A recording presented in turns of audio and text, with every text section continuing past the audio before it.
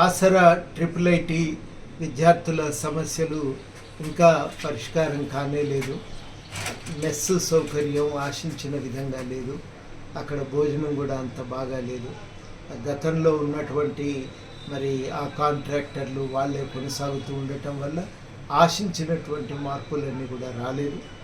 అయితే మనం గ్రహించవలసిన విషయం ఏంటంటే ట్రిపుల్ ఐటీ బాసరా అనేది తెలంగాణలో అత్యంత ప్రతిష్టాత్మకమైన వ్యవస్థ. అది గ్రామీణ ప్రాంతాల్లో నుంచి వస్తున్న మంచి విద్యార్థులకు అక్కడ నాణ్యమైన విద్య దొరుకుతున్నది. అట్లాంటి ఒక విద్యా సంస్థ ఎంత బాగా నడిస్తే రాష్ట్రానికి ఒక మంచి పేరు వస్తుంది. అదేవిధంగా ఈ గ్రామీణ ప్రాంతాల నుంచి వస్తున్న విద్యార్థులు కూడా ఒక మంచి భవిష్యత్తును పొందగలుగుతారు అని మేము కూడా చాలా గట్టిగా నమ్ముతా ఉన్నాం.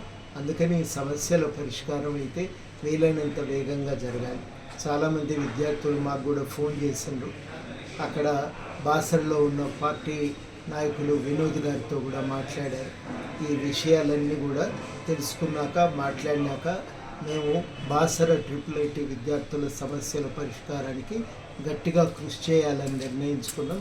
వీలైనంత తొందరగా సమస్యలను పరిష్కరించి విద్యార్థులు తమ విద్య మీద దృష్టి పెట్టడానికి తగిన వాతావరణాన్ని ఏర్పరచాలనే ప్రయత్నంలో ఉన్నాము. తప్పకుండా ప్రయత్నం చేస్తాము.